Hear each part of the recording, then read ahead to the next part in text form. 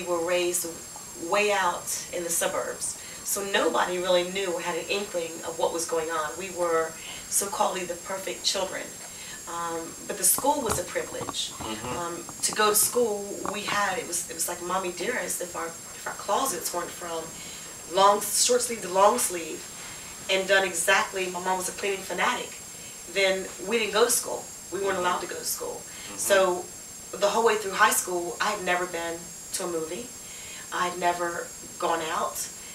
I worked very hard. I remember in 10th grade, I remember wanting to be in style and working in a blueberry field, picking blueberries, $2 a crate, to be able to have a pair of Jordache and a pair of regular jeans to wear to school. You was telling me about the principals, the teachers, and you went into your the principal's office and you cried.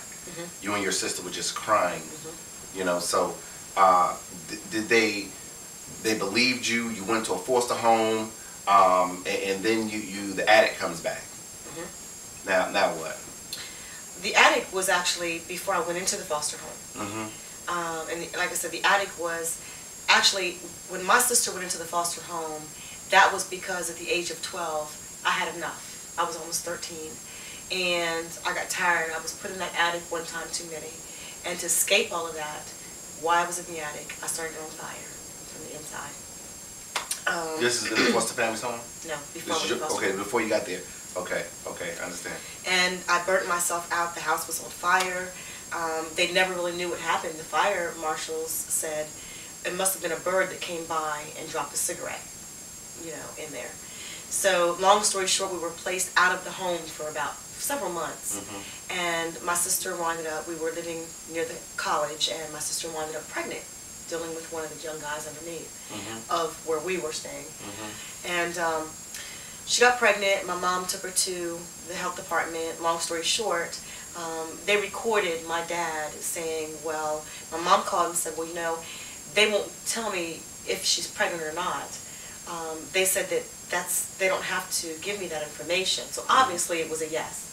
And my dad said, well, if they won't tell us, that's okay. The little MFer will starve to death. I won't feed either one of them. And when they said that, they had my dad and my mom on the phone with that, and they did not allow my sister to go back home.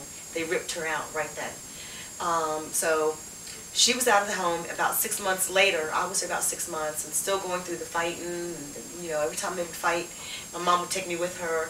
I remember times when she would take me and then they'd call each other on the phone and say, well, I don't want her, you come get her. Well, I don't want her.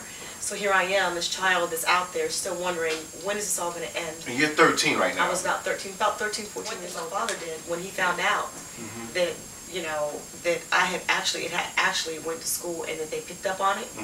My father beat me so bad, grabbed me up in my chest. You think you're a grown woman? I'm going to show you how much of a woman you are. I told you this should never get out.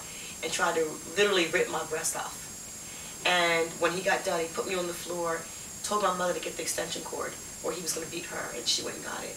And he beat me up and down. I remember running back and hiding back behind a curtain. And he said, and you won't eat for 2 days, and if they get caught giving you food. What I'd like to know is, being you're 43 right now. 44. 44. Have you ever sought any type of counseling for any of that abuse to really put in line just for you to know that it wasn't you as a person, it was someone else that did these things to you? But was there any type of help that you got? Actually, I did. My foster mom she gave me more love in 2 years than my parents ever gave me. And I remember I used to wake up screaming at night, shaking, very, very bad. And going into the foster home, she used to put a Bible under my head, and when I'd wake up screaming and hollering, she was right there.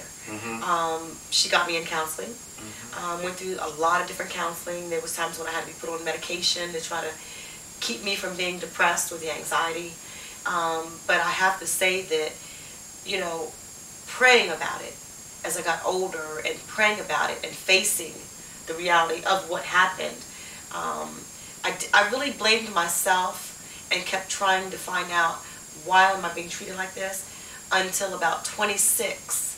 At the age of 26 is when I realized that I am somebody. And that came from moving to Atlanta and participating in a pageant, and I was first runner-up. it wasn't to win, but it was to gather all of the girls and have some unity there. And I took 5 trophies, Miss Congeniality, the whole 9. So I knew then I was gifted. I had some gifts. So but I went through a lot of counseling, crying, but a lot of praying. As I got older, the older I got and the more mature I became, especially with my children, I knew I had to be strong. I knew I had to be strong. But the praying got me through most of it. And I've got some grandparents that were very prayerful as well, that would pray on me and pray on that situation, which really brought me out of a lot of it. Do you forgive your family for what has gone down insofar as the abuse and the whippings, the beatings that your father, gave you? Do you forgive him today? Oh, definitely. I mean, at this day, because I wrote the book and put in there some really dark secrets that they never wanted to get out, even beside the abuse, from affairs, the whole 9, that really led up to all of this. Neither one of them speak to me at all. I forgive them, and I still love them. The communication up until about August of this last year, of 09, when I received a very excruciating email from my mother. Yeah. I mean, you can point on that. Yeah. It was always trying to give and trying to be accepted, until I finally realized, you know what, my kids are grown, and I'm almost ready to be a grandmama. I have to let go. And the email that I got hurt me enough when I was told that I really was just picked up from the hospital, and she told me that I was really a bastard child. I really wasn't a Lucas. She lost her child, and 30 days later, I was a preemie. They brought me home to try to cover that pain. So maybe that explains what's going on with it. And I have the actual email from her on my website. At that point, I said, I've got to let it go. I do still periodically send an email. And matter of fact, about 2 weeks ago, I sent one. And it just said, whether you're my mom or not, I still love you and will always pray for you. So I don't hold any bitterness at all, because for me to hold bitterness in my heart, I will never be able to go to another level. Absolutely. And my thing is, there's so many people out here who have experienced so many of the different things that I have gone through, other even than the abuse, that I'm ready to help others, not hold on to that and keep myself in bondage. Now, we have a lot of viewers that will see this show. What I'd like to know, what would you tell someone that is going through what you have gone through? What would you tell them today if they were ready to do what you and your sister was about to do? Such your risk. If it wasn't for the bus driver putting on brakes, you wouldn't be here today. So what would you tell the person that is going through that and that wants to commit suicide? It's very emotional for me, because I relived those moments, and I would just tell them, please don't do it. Hold on, be strong, and tell somebody. No matter what your parents, whether it's a boyfriend, whatever abuse you're going through, whether it be a boyfriend, your parents, strangers, whatever it may be, tell somebody. There's always somebody out there. There's helplines. There's somebody out there that will help you. It's not worth giving up your own life. You can get through it. I always say, I'm a living testimony, and it's a journey through darkness, but there's a light at the end of every tunnel. At the end of every tunnel. But you got to be strong. You got to believe in you.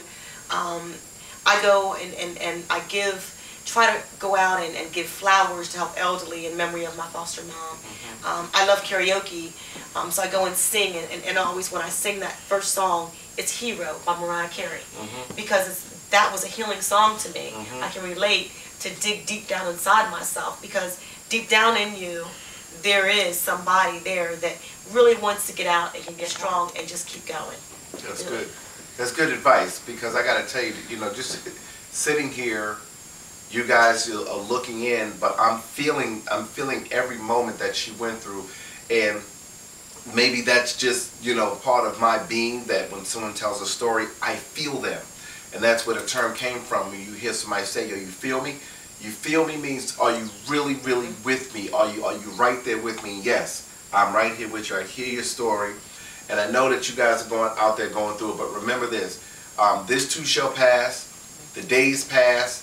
Let go, let God, and just allow for life to happen. And when I say let it happen, that means just know that the next day is coming. and the next day is coming. And before you know it, years will have passed, and whatever you left back there, that's in the back, that's in the rear, don't focus on it. Focus on where you're going opposed to where you've been at.